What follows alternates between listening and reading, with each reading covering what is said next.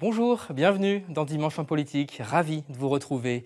C'est une semaine décisive qui s'ouvre à l'Assemblée. Après presque un mois de consultation, le Premier ministre Sébastien Lecornu va révéler son jeu, abattre ses cartes budgétaires. Une déclaration de politique générale, scrutée de près par les oppositions qui brandissent déjà la menace d'une censure. En première ligne dans cette bataille du budget sous haute tension, vos députés, élus ou réélus l'an dernier après la dissolution. 4 d'entre eux, de différentes tendances et départements, vont débattre sur ce plateau. Dans un instant, quelles mesures pour le pouvoir d'achat, où trouver les milliards nécessaires et comment s'entendre pour adopter le budget de la France sans 49.3, comme l'a annoncé le Premier ministre. Alors que la colère sociale monte, nouvelle journée de mobilisation jeudi dernier, nos équipes ont rencontré des manifestants qui s'adresse directement à mes invités. Je souhaite interpeller les députés sur la justice sociale et la justice fiscale. On est dans un monde où il y a de plus en plus de millionnaires, voire même de milliardaires. Et à côté de ça, il y a de plus en plus de gens qui vivent en dessous du seuil de pauvreté. Donc qu'est-ce qu'on fait de ça et qu'est-ce qu'on fait pour que ça change? Augmenter le SMIC, oui, ça c'est sûr. Diminuer les charges sociales des salariés. Je suis préoccupée par l'âge de départ de ma retraite et j'aimerais savoir si vous alliez revenir sur l'âge de départ avant 64 ans. Est-ce que vous avez conscience de la colère en ce moment ? Voilà pour ces interpellations pour le moins directes qui appellent des réponses tout aussi directes de mes 4 invités. Bonjour Anne-Laure Blin. Bonjour à vous, merci de votre invitation. Je vous en prie, député Les Républicains du Maine-et-Loire. Stéphane Buchou, bonjour. Bonjour à vous. Député Renaissance, le parti macroniste en Vendée. Bonjour Mathias Tavel. Bonjour. Député insoumis de Loire-Atlantique. Et bonjour Fabrice Roussel. Bonjour. Député socialiste également de Loire-Atlantique. Je précise, comme vous l'aurez remarqué, qu'il n'y a pas de représentant du Rassemblement national sur ce plateau, puisque notre région est l'une des seules, avec la Bretagne, à ne compter aucun député du RN. On l'a entendu dans ces paroles de manifestants très directes, le pouvoir d'achat est au cœur des préoccupations. Alors on va ouvrir le débat avec ce sujet, puisque le vote du budget, c'est aussi l'occasion de porter des choix en la matière. Anne-Laure Blin, je commence par vous. Une mesure concrète que vous allez défendre en faveur du pouvoir d'achat.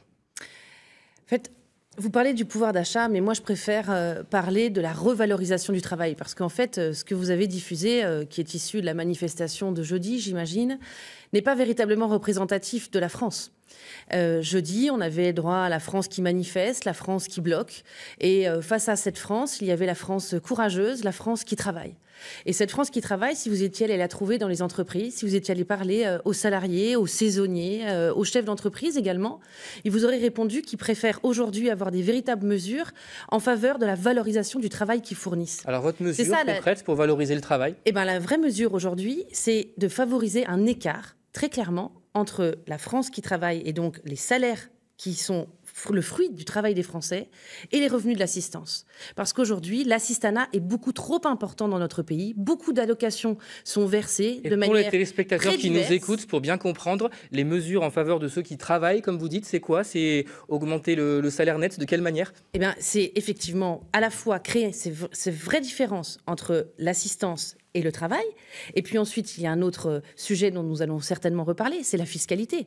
On va en parler dans un instant. Mais oui, mais ça fait partie aussi des mesures qu'il faut porter parce qu'on verra sur le plateau que la gauche préfère augmenter les impôts. Aujourd'hui, les Français et les entreprises sont les plus imposés au monde, les plus imposés dans l'Union européenne. Ce sujet de la fiscalité, mais on va continuer à faire un tour de table à Anne-Laure Blin pour comprendre ce que les autres invités sur ce plateau souhaitent pour le pouvoir d'achat.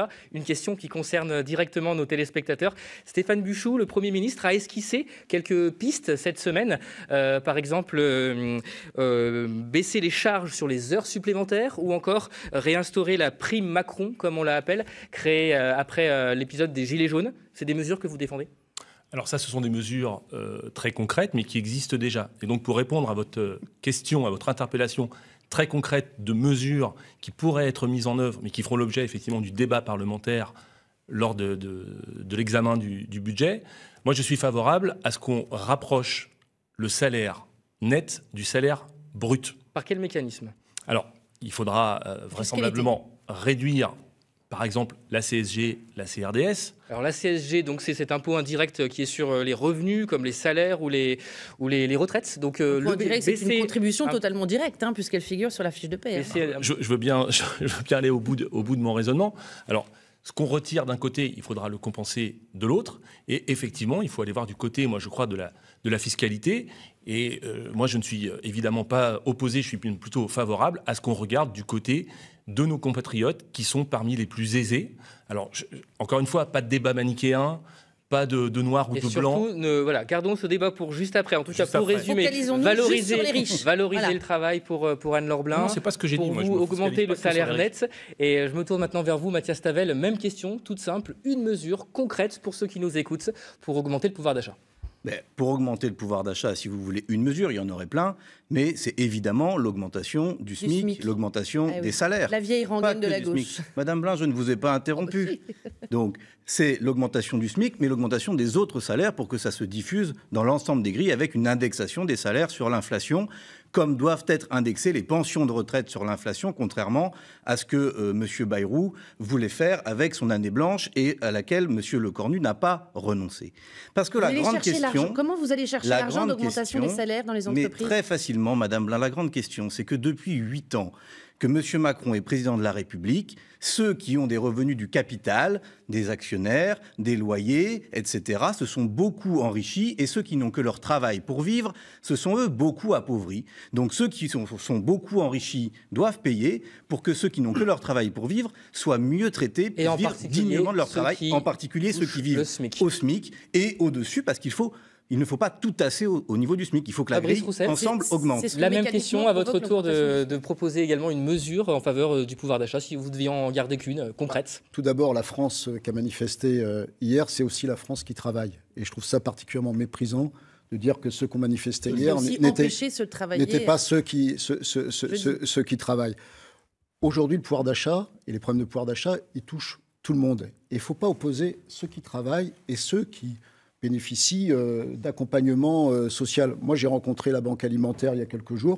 Aujourd'hui, ils accompagnent des couples qui travaillent, des couples qui sont salariés. C'est ça la réalité des problèmes du pouvoir d'achat. Une baisse de la CSG, comme et donc, vous proposez. Nous, on a fait des propositions très concrètes au niveau du Parti socialiste. C'est pour agir rapidement, parce que je pense qu'il y a une urgence sur le pouvoir d'achat. Si les gens aujourd'hui sont désespérés, alors concrètement, on a ce problème-là, c'est effectivement de baisser la CSG sur des gens qui touchent entre le SMIC et 1x4 le SMIC pour récupérer assez rapidement entre 500 et 900 euros de pouvoir d'achat par an pour relancer le pouvoir d'achat. Parce que si on est aussi dans une situation économique difficile, c'est parce qu'on n'a pas aujourd'hui une consommation suffisamment dynamique. Et puis je le dis aussi, il faut agir sur le logement. Le logement, c'est la politique oubliée par Emmanuel Macron depuis 2017. Et aujourd'hui, le logement, il pèse énormément dans le pouvoir d'achat. Pour ce qui est en tout cas du budget, on va avancer, messieurs. Je pense que c'est important aussi d'aborder... Plusieurs ont évoqué la baisse des cotisations. On va y venir, mais d'abord, une proposition qui a été dans l'air, dont on a beaucoup parlé ces dernières semaines et qui, je pense, intéresse nos téléspectateurs, c'est celle de la taxation des plus riches, avec notamment la taxe Zuckman, dont on a parlé du nom de cet économiste Gabriel Zuckman, qui propose une taxe de 2% sur les patrimoines supérieurs à 100 millions d'euros. Alors que je vais vous donner un autre chiffre important à avoir en ligne de compte, c'est celui de la dette, montant record, 3 416 milliards d'euros. Ça représente 116% de la richesse nationale. Fabrice Roussel, votre parti est un peu en position de faiseur de roi, comme on dit à l'Assemblée. Et dans vos exigences, il y a clairement cette question fiscale. Pour vous, la taxe Zuckman, c'est à prendre ou à laisser. Si le gouvernement ne la retient pas, vous censurerez? Il faut plus de justice fiscale, parce que ça a été dit. Aujourd'hui, ce sont les hauts patrimoines, les plus hauts revenus qui finalement se sont le mieux sortis depuis au moins une dizaine d'années. Et dans le même temps, on demande aux salariés de faire des efforts et des sacrifices. Et on ne demanderait pas à ceux qui ont vu leur patrimoine grandement augmenter de faire des efforts. Donc oui, je pense que c'est une exigence forte. On ne va pas transiger là-dessus.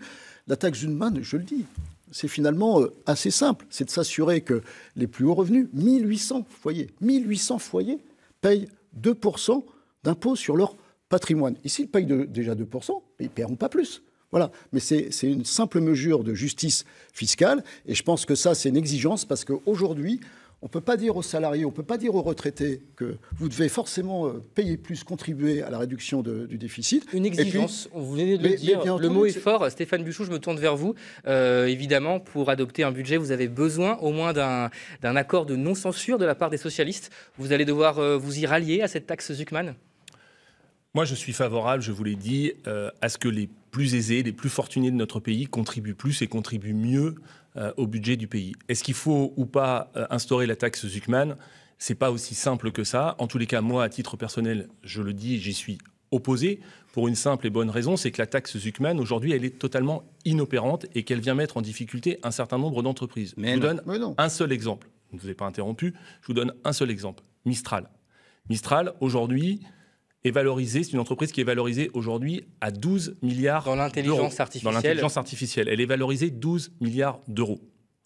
Si la taxe Zuckman était instaurée, eh bien, il faudrait que le dirigeant de Mistral, lui, paie 2% des 12 milliards de valorisation. Il ne les a pas. Et pour autant, il s'est exprimé publiquement sur le fait qu'il était prêt, lui, à contribuer dans le cadre de ce que nous venons de dire. Donc, Mathias Tavel, qu'est-ce que vous lui répondez ? Pas de taxe Zuckman. Juste pour terminer, il faut, et ça c'est le lieu du débat parlementaire, et c'est extrêmement important, il faut que tous ensemble, nous trouvions l'outil, le mécanisme qui permet de faire en sorte que les plus aisés de notre pays contribuent mieux et puissent protéger les plus fragiles et les plus précaires de notre nation. Un autre outil, mais pas la taxe Zuckman. Absolument. Pardon, vous pouvez juste présenter qui est Gabriel Zuckman. Pardon, parce que dans le débat public, sur le service public, on a droit à la taxe Zuckman dans tous les sens, mais est-ce qu'on peut juste présenter cet économiste ? Un économiste reconnu. C'est un homme de gauche, un militant de gauche qui est un inspirateur du programme de la France Insoumise. Donc, ne dites pas que c'est une taxe qui est sollicitée par l'ensemble des économistes de France, parce que c'est un militant de la France Insoumise, et donc il vaut mieux que les référence à une tribune qu'il a signée en faveur du nouveau Front Populaire. Et c'est un inspirateur du par programme rapport, par ailleurs, à nos téléspectateurs qu'il est économiste au MIT, une prestigieuse université américaine. C'est un économiste reconnu internationalement et qui a travaillé sur une question particulière, qui est l'évasion fiscale et comment les grandes multinationales ou les plus hauts patrimoines organisent le fait que leurs revenus, leur patrimoine échappe à l'impôt. Et la proposition de taxe qu'il fait, c'est une taxe minimale. Mais qui pèse sur l'outil de production, dit Stéphane Buchou. Permettez que je termine le raisonnement. Et qui confond absolument tout. C'est une taxe minimale qui s'assure que ceux qui ont un patrimoine de plus de 100 millions d'euros, attention, 100 millions d'euros, c'est pas le petit entrepreneur du coin qui est propriétaire de sa petite PME, c'est pas de ça dont on parle. Eh bien, il paye à minima 2%.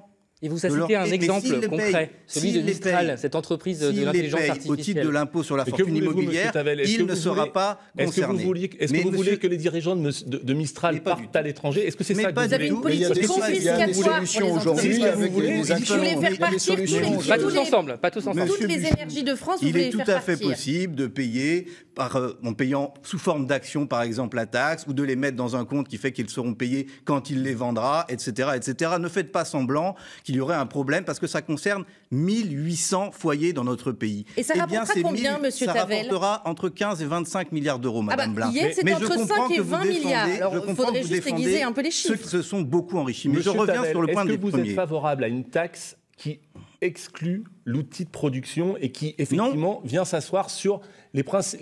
Mais non, mais parce que vous trouvez toujours. C'est exactement ce qu'on a fait sur l'impôt sur la fortune, si bien que ça a permis de l'évasion et de l'optimisation fiscale. Que vous défendiez les fraudeurs fiscaux, c'est votre droit, mais ce n'est pas le nôtre. Absolument pas. Moi, je ne défends pas. Contre la fraude, c'est une demande Moi, je ne défends pas les délinquants fiscaux, contrairement à vous, madame Blin. Les Républicains, Anne-Laure Blin également, se présentent comme les champions les adversaires résolus de toute hausse d'impôts. D'ailleurs, Bruno Retailleau, en meeting, régulièrement cite Ronald Reagan. Pour autant, pour ne pas tout bloquer, est-ce qu'il ne va pas falloir, de la part des Républicains également, accepter une forme de contribution sur les plus hauts revenus ? Mais je vous le dis tout simplement, nous sommes opposés à toute augmentation d'impôts. Quel que soit son nom, contribution, taxe, impôt, peu importe. Michel Barnier avait mis en place une contribution exceptionnelle. Est-ce que vous seriez prêt à la reconduire ? Barnier ni même le budget. Aujourd'hui, il y a un autre pan politique qui s'est ouvert, avec un certain nombre de propositions qui sont portées dans le débat public par des hommes et des femmes de gauche. Et donc, moi, je vous le dis, aujourd'hui, la France, les Français font partie de ceux qui qui sont le plus payés, fiscalisés au monde et qui payent le plus d'impôts. Donc clairement, la question, elle n'est pas sur est-ce que l'on va aller chercher de nouvelles recettes ? On ne peut plus, parce que Monsieur Tavel, en fait, ce que vous dites quand vous parlez de l'augmentation du SMIC, qui effectivement peut paraître alléchant, mais cet argent, il faut bien qu'il vienne de quelque part. Mais oui. Cet argent magique, mais c'est pas de l'argent magique, c'est l'argent du travail, madame. L'argent magique n'existe pas. Mais bien il sûr est le fruit si. de l'investissement des entrepreneurs de France. Il est le fruit du travail et de l'effort des Français qui tous les matins se lèvent et qui en ont assez de payer toujours pour un système qui se gave d'argent public et qui ne fonctionne plus au demeurant. Je suis bien d'accord avec vous. C'est le tonneau des Denoïdes. Les grandes entreprises se gavent d'argent public. Là où ça ne fonctionne pas. Les grandes entreprises se gavent d'argent public. C'est ce qu'a démontré le rapporteur du Sénat. 211 milliards d'aides publiques pour les entreprises. Madame Blin, vous parlez d'investissement. Est-ce que vous voulez augmenter la TVA sur la restauration, monsieur Tavel ? Madame Blin, on entend que vos positions sont clairement irréconciliables sur ce sujet. On avance, ce ne sont pas on avance si vous voulez bien. Madame Blin, ce ne sont pas les milliardaires qui investissent dans notre pays. Non, mais je veux juste que chacun puisse avoir la parole. Stéphane Buchon, vous vouliez rajouter quelque chose ? Non pas la recherche de... Madame Blin. Les Républicains portent non pas la recherche de nouvelles recettes. En revanche, les économies sur les dépenses. Et aujourd'hui, c'est d'ailleurs la préoccupation première des Français, c'est faire des dépenses et faire des économies Madame sur Blin, les dépenses. On ne vous mettra pas d'accord sur ce sujet. Redonnons la parole à Stéphane position. Buchon, on vous écoute. Non, je voudrais juste illustrer ce que les Français ne supportent plus. C'est-à-dire ce qui est en train de se passer sur ce plateau. Mais c'est de votre faute, monsieur Buchon, arrêtez. C'est vous qui gouvernez depuis 8 ans.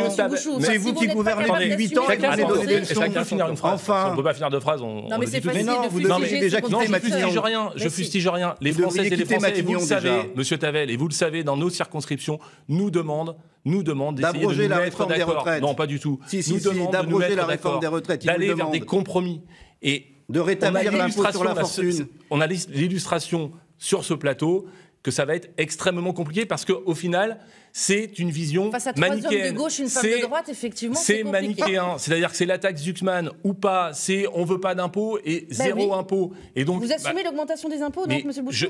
Madame Blin, nous sommes députés, d'accord ? Oui. Et donc, dans une semaine, nous serons en train de débattre et nous avons l'impérieuse nécessité, l'impérieux devoir vis-à-vis de nos compatriotes de trouver un chemin commun. Et de ne pas leur mentir, de leur dire la vérité et de ne pas lâcher. Mais on est d'accord. Je vais vous donner la parole dans un instant. Non, que chacun ait le même temps de parole. Mais d'abord, pour nos téléspectateurs, je voudrais un petit peu resituer le débat. L'équation, elle est apparemment inextricable. On vient de l'entendre. Faire passer un budget qui comprend une 40aine de milliards d'euros d'économies pour que la dette soit stabilisée. C'est l'objectif du gouvernement. Sans majorité, on l'a déjà dit. Et sans passage en force. C'est l'annonce qu'a faite cette semaine le Premier ministre, Sébastien Lecornu. Se passer du 49.3, on l'écoute. J'ai décidé de renoncer à l'article 49 alinéa 3 de la Constitution, dans un Parlement qui fonctionne, dans un Parlement en plus qui a été renouvelé il y a plus d'1 an, qui ressemble aux Français, avec ses divisions. On ne peut pas passer en force et on ne peut pas contraindre son opposition. Renoncer à l'article 49 alinéa 3 ne doit pas nous faire renoncer à ce que la France ait un budget au 31 décembre. Et donc, c'est sur la base de cette nouvelle méthode, de cette rupture, où le gouvernement déporte encore davantage le pouvoir à l'Assemblée nationale et au Sénat, que je vais pouvoir engager un certain nombre de discussions. Chiche, en quelque sorte, vous dit le Premier ministre, c'est vous qui avez le pouvoir, c'est à vous de trouver des économies. Fabrice Roussel, vous accusez un petit retard de temps de parole. Pour vous, quelles économies, le Parti socialiste qui s'est dit prêt à faire des compromis, à trouver des économies, quelles économies concrètes vous proposez ? Est-ce que c'est sur l'État ? Est-ce que c'est sur les collectivités ? Est-ce que c'est sur le modèle social pour trouver ces milliards dont on parle ? Moi, j'insiste tout d'abord sur le fait qu'il faut retrouver la justice sociale et la justice fiscale. Si on veut retrouver un peu de cohésion dans ce pays, c'est ça qui doit nous animer. D'ailleurs, d'après un sondage, majoritairement, même les sympathisants des Républicains sont pour plus de justice fiscale. Voilà. Donc je pense que... Ça dépend comment vous le formulez, soyez honnête. En tout cas... Bien sûr, c'est que le débat fiscal nous passionne, mais il y a aussi la question des économies à trouver. Et en la matière, le PS dit est prêt à faire des économies. Nous, on a proposé un plan tout d'abord qui fait en sorte qu'on ait des recettes nouvelles. Parce que oui, il faut de la justice fiscale, mais des impôts nouveaux sur les plus hauts revenus, sur les plus hauts patrimoines, parce que finalement, ces dernières années avec les politiques d'Emmanuel Macron. Ça a été des baisses d'impôts, ça a été de l'optimisation fiscale. Et oui, il faut revenir à un système plus juste. Donc c'est forcément plus de recettes fiscales, mais ça a été dit, sur 1800 foyers, sur des personnes qui ont plus de 100 millions de patrimoine. Je pense que ça concerne peu de personnes dans ce pays. C'est évidemment aussi mettre à contribution les GAFAM, voilà, donc une taxe là aussi sur, on voit l'internationalisation des systèmes, et puis c'est aussi faire des économies sur le budget, bien entendu, sur voilà, les dépenses de l'État, bien entendu. Sur quoi, par exemple sur différentes structures. On est prêt à ça. Vous parlez de donc vous voulez bien supprimer l'ADEME, comme je le propose. Votre parti, les Républicains, propose de supprimer des agences. Exactement. Et par exemple, plusieurs figures de LR ont proposé de supprimer l'ADEME. Alors l'ADEME, c'est une agence qui se trouve à Angers, dans votre propre département. C'est 500 agents. Le maire d'Angers a parlé, Christophe Béchu, d'une hérésie. Vous maintenez, vous assumez, supprimer l'ADEME? Ah mais bien sûr, moi j'ai largement travaillé sur la question des agences, des comités consultatifs, Théodule, au moment de la loi sur la simplification. J'ai fait d'ailleurs énormément de propositions qui ont été adoptées en commission à ce moment-là.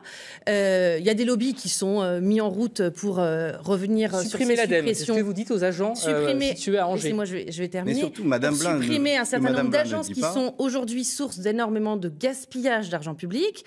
L'ADEME en fait partie, il y en a d'autres aussi, l'OFB, un certain nombre d'agences. Moi, j'ai recensé l'équivalent de 3 textes de propositions de loi que je vais déposer dans les prochains jours. Vous supprimez l'ADEME, c'est l'agence qui finance la transition écologique. Si vous voulez mais Madame Blin pense que le changement climatique n'existe pas. Je réponds Madame simplement Blin sur est l'ADEME. une climato-sceptique, donc c'est normal qu'elle soit contre l'ADEME. Vos critiques sont un peu faciles, mais si vous me laissiez terminer vos propos... La science n'est pas unanime sur la question du changement climatique. Ce sont vos propres mots, Madame Blin. La région est aujourd'hui à l'origine d'examens de dossiers en matière de transition énergétique. Le ministère, l'ANA notamment, est aussi une autre agence on va pas faire une émission sur cette question-là. Des projets de rénovation énergétique. On a compris en tout cas votre position. Je voudrais donner également la parole à Stéphane Buchou qui vous écoute. D'instances qui aujourd'hui Stéphane Buchou, le Premier ministre, Sébastien Lecornu, a parmi les pistes évoquées, il y a la question de l'année blanche. Excusez-moi, Mathias Tavel, excusez-moi. La question de l'année blanche qui avait coûté par l'écologie. On ne s'entend plus, s'il vous plaît. Stéphane Buchou, je vous parle de l'année blanche. C'est une mesure qui avait été prise par Michel Barnier, qui d'ailleurs avait contribué à sa chute. C'était le fait de ne pas indexer sur l'inflation un certain nombre de revenus, comme les retraites ou comme les minima sociaux. Est-ce que ça pourrait être une mesure pour trouver des économies? D'abord, moi, je voudrais saluer l'annonce du Premier ministre de ne pas recourir au 49.3. C'est une demande forte.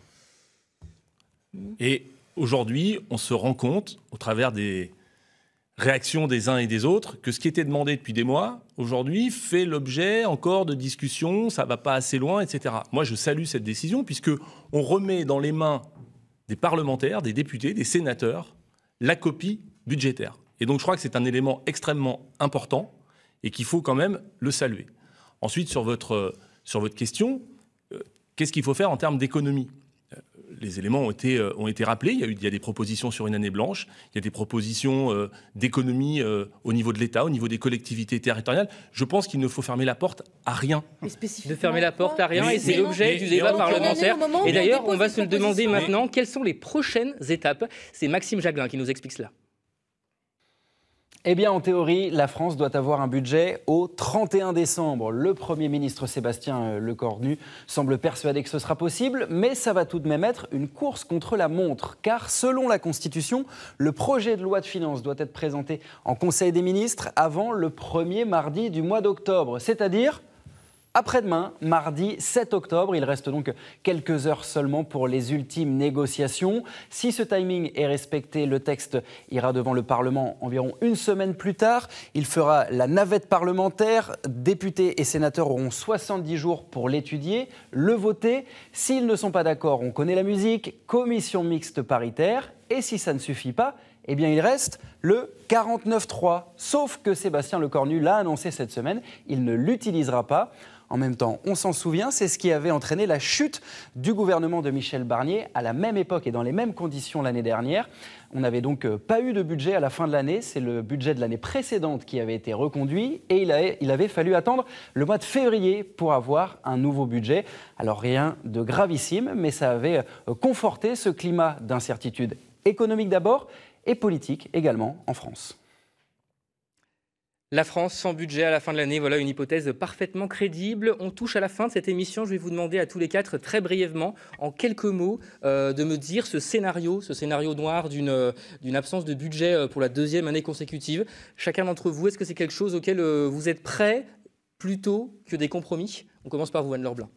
Ah non, mais il faut qu'on avance. Des compromis, pas à n'importe quel prix. On a évoqué l'élément de procédure du 49.3, mais en réalité, quelle est la copie présentée par le gouvernement et donc par le Premier ministre? Pour le moment, on ne la connaît pas.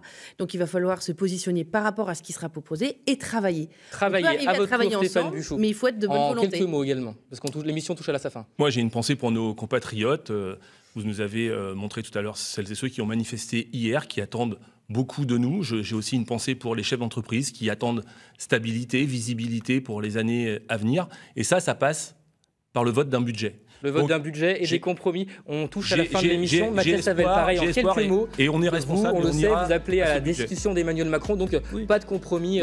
Parce que tout le monde voit bien que si le pays est aujourd'hui bloqué et dans l'instabilité, c'est de la faute du président de la République. Et d'ailleurs, M. Lecornu est un 49.3 présidentiel à lui tout seul. Mais la France n'a pas besoin juste d'un budget. Elle a besoin d'un des compromis, mais pas à n'importe quel. Aujourd'hui, le compte n'y est pas sur le pouvoir d'achat, sur les retraites, sur la taxation des hauts patrimoines, sur l'investissement dans l'écologie et les services publics. La musique de cette émission qui a commencé. On voit que c'était un débat passionné, bouillant, à l'image de cette assemblée qui va donc chercher à trouver un budget pour l'année 2026. Merci à tous les quatre d'avoir été sur ce plateau. Et la semaine prochaine, on parlera des municipales. Vous retrouverez Virginie Charbonneau.